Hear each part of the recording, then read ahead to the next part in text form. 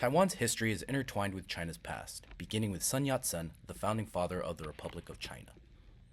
In 1912, he led the overthrow of the Qing dynasty and established the Republic of China and served as the first president and the inaugural leader of the Kuomintang, aka Chinese Nationalist Party, envisioning a modern, democratic China. However, political instability followed. After Sun's death in 1925, Chiang Kai-shek took leadership of the Kuomintang. He fought both Japanese invaders and Chinese communists, but Mao Zedong's communist forces triumphed. By December 1949, Chiang Kai-shek evacuated his nationalist government to Taiwan and made Taipei the temporary capital of the Republic of China. Around 2 million people were evacuated to Taiwan, and from Taipei, Chiang ruled under martial law, maintaining that the Republic of China was the legitimate government of all China. His son, Chiang Ching-kuo, took over in 1978 as president of the Republic of China, lifted martial law, loosened authoritarian rule, initiated democratic reforms, promoted industrialization, and served until his death in 1988. Democratization accelerated under Lee Teng-hui, Taiwan's first native-born president. In 1996, Taiwan held its first direct presidential election, marking a historic shift. Lee's policies emphasized Taiwanese identity, straining relations with Beijing.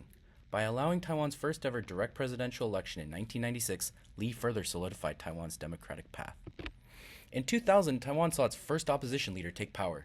Chen Shui-bian pushed for a stronger Taiwanese identity and strained relations with Beijing through a strong pro-independence stance and policies that challenged the One China principle. He advocated for a new constitution, emphasized Taiwan as a separate entity, and led efforts to join international organizations such as joining the United Nations under the name Taiwan. These moves heightened tensions between Taiwan and China.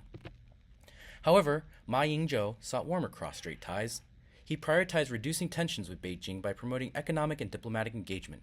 He focused on domestic infrastructure development, like high-speed rail, allowed visa-free or visa-on-arrival agreements with over 160 countries, met with Xi Jinping, and promoted economic integration with China to facilitate trade, investment, and economic collaboration with China. Next is Tsai Ing-wen, who worked as a legal scholar prior to her presidency. She reinforced Taiwan's sovereignty and strengthened international partnerships amid rising tensions with Beijing. She also loves cats.